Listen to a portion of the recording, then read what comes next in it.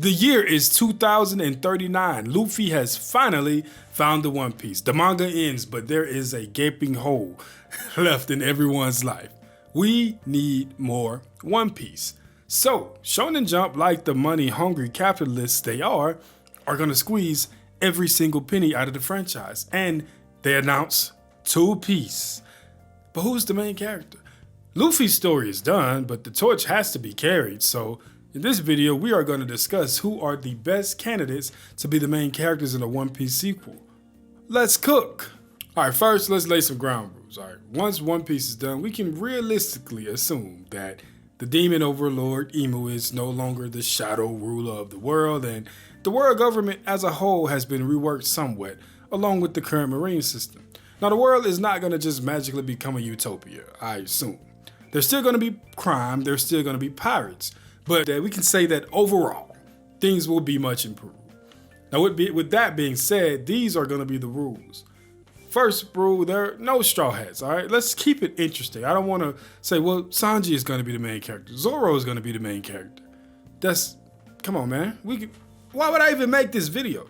Most of their stories are going to be wrapped up once they find their dream anyway, aside from maybe Nami's map of the world, and Usopp's whole brave warrior thing can just be up to interpretation. But either way, we're not doing that. Let's let the old guys duck off and only serve as potential cameos. Rule number 2, no characters that don't already exist. This way, we aren't using made-up potential children between characters, and that immensely lowers the pool. So no Boofy, which is Boa and Luffy's kid, or Nanji, Sanji and Nami's, like, we're not doing that, all right? Rule number 3, I want to avoid characters from the past. So as interesting as a Joy Boy, Roger, or Rock's story could be, it's kind of a prequel, not a sequel. And the last rule will be, I have to tell you what their specific story could be about. I don't want to just name characters for the sake of naming them. Anybody can say, oh, well, Law is going to be the main character. It's going to be Kid if he ever gets dug up from the Mariana Trench. But if you can't tell me what they're going to be doing, what could make an interesting story, then there's not really much conversation to be had. We just have to have an idea of what they could offer the reader to make it an interesting story and be the main character. So it's 2 pools of candidates that we're going to pull characters from. Characters that we're already familiar with in the current generation, or really young children that we could follow when they get older. I'll call it the current gen and the next gen. So first, we're going to start with talking about the current gen. We're going to kick this one off with who I think is probably one of the more interesting candidates, and that's Momonosuke. All right, as we all know, Wano left some things to be desired. I won't get into those things, but we definitely could have gone without 20 episodes of Luffy and the sumo wrestler. Anyway, one of the high points from Wano to me was obviously Momonosuke. All right, his character arc was one of the most complete and interesting things we got. Either way, the young Shogun has a ton of potential for exploration through him, all right? And apparently he does become a world-renowned Shogun. For that to have happened, something drastic would have had to have taken place. But what happened? I would like to imagine Momonosuke going on a diplomatic quest to build relationships across the planet. Maybe the borders, we know the borders should be open towards the end of the series, but it's going to take more than just that for the world to respect his Shogun. Like, we talking about worldwide respect. This isn't just amongst Wano. Momo got the Wano people off the strength as soon as he was Kozuki Oden's son. But for the world at large to respect you, then much more than just name has to be involved. So him going around building relationships, and then maybe we get to see his combat prowess evolve. He is still an 8-year-old guy or kid in a grown man's body. We can see him develop his haki. We can assume he's gonna be a conqueror. Let's see him work on unlocking that. Let's see him control this smile fruit. It can have extra forms. It won't be just like Kaido's. Obviously, it's pink anyway. But let's say he gets a different type of hybrid than Kaido. Well, let's say he struggles with unlocking his own personality through his devil fruit. It can be a lot. The potential is really massive. And with the mixture of that devil fruit and those genes, we can expect so much from him as a fighter.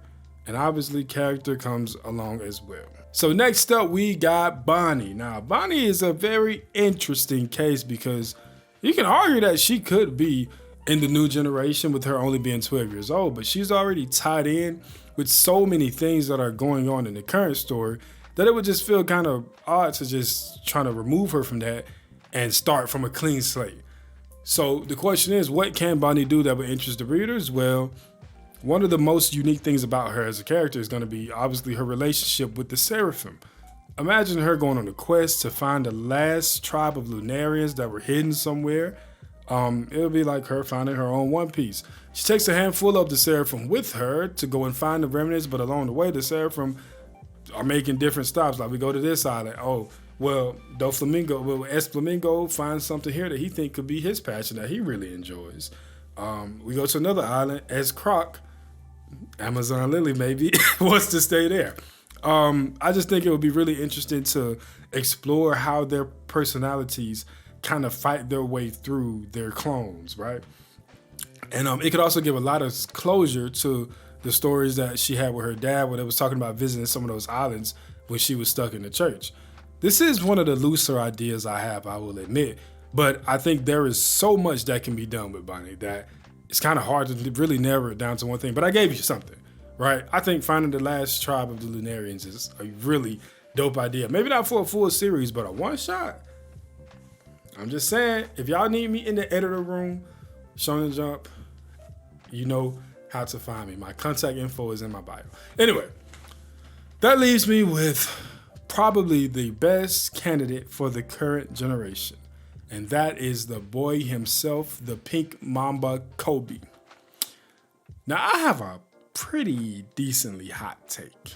I don't know if Koby is gonna be Admiral level at the end of the series. Is it possible? Yeah.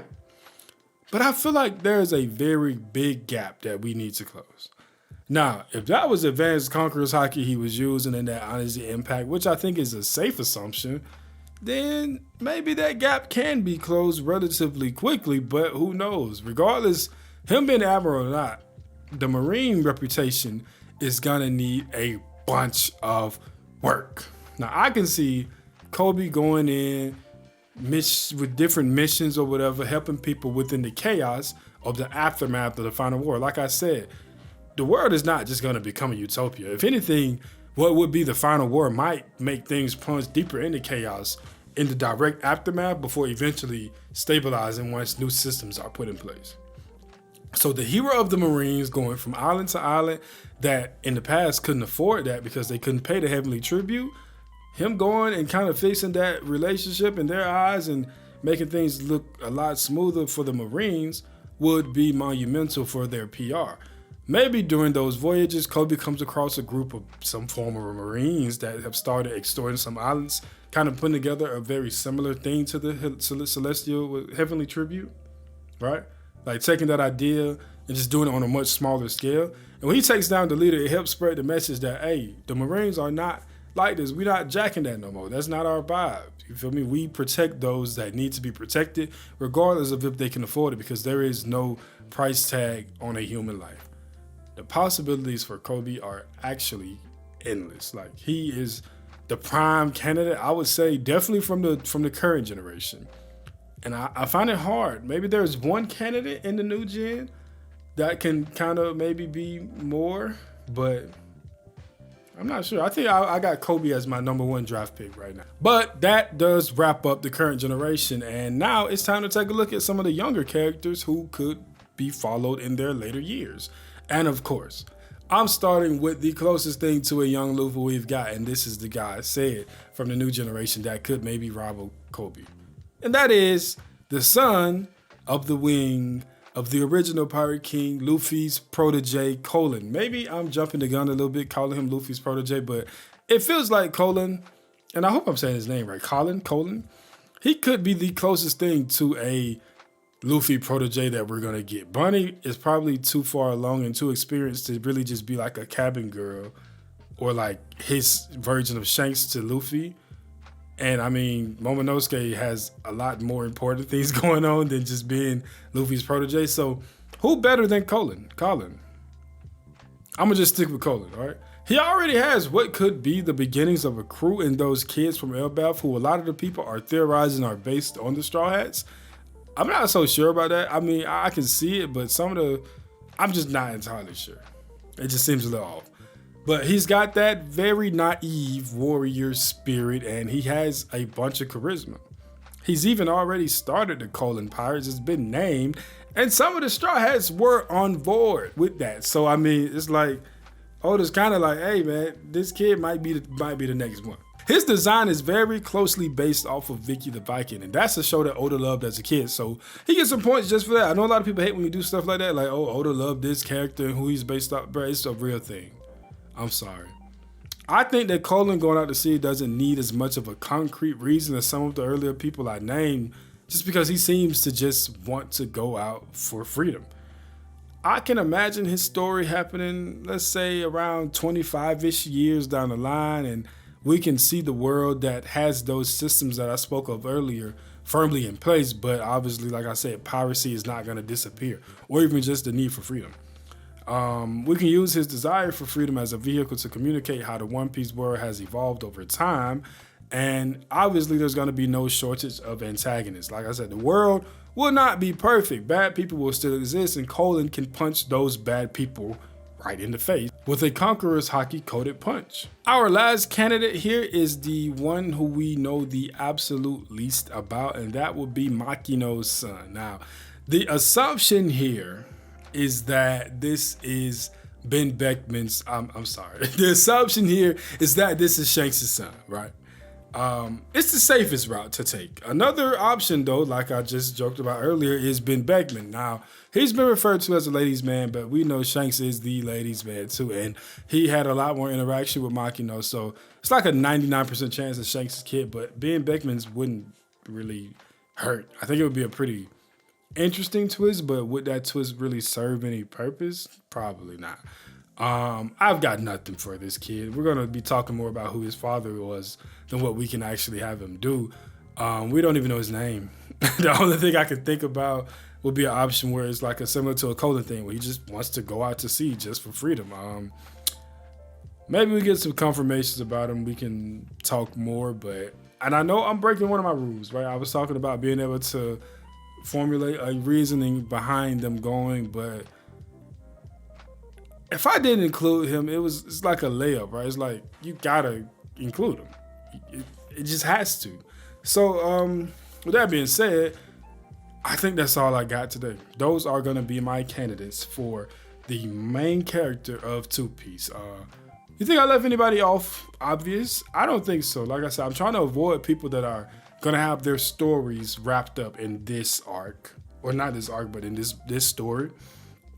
And I can't think of any just blatant missing people that we know exist. Now, obviously, we can be introduced to some young kid on the island, Luffy's little brother, or something at Lodestar, but we don't know he exists yet. So I'm not gonna just headcanon somebody into existence like, a lot of us probably would like to do.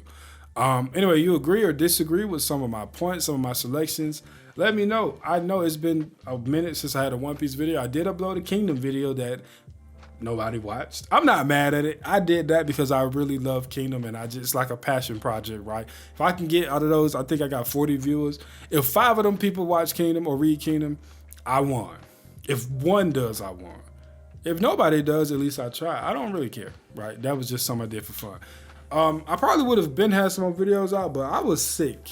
And I mean, I've been very sick before, but that sickness lingered for so long, and it was to the point where towards the end of the day, I would have this I would be coughing all day, and by the time I would make it home from work, or I would make it home on the weekend, my throat would be hurting so bad because I've been coughing so much during the day that any type of talking was extremely painful. So like, people would think I was walking around mad. Like, no, I literally cannot talk to you without hurting my throat. So obviously I couldn't record videos, but I'm in the clear now. I got some time off too, so I expect to have videos firing y'all way. And I'm glad I was able to come back with this one. So made it this far, like, subscribe. Leave a comment. I want you to, if I missed anybody that you want to add, let me know.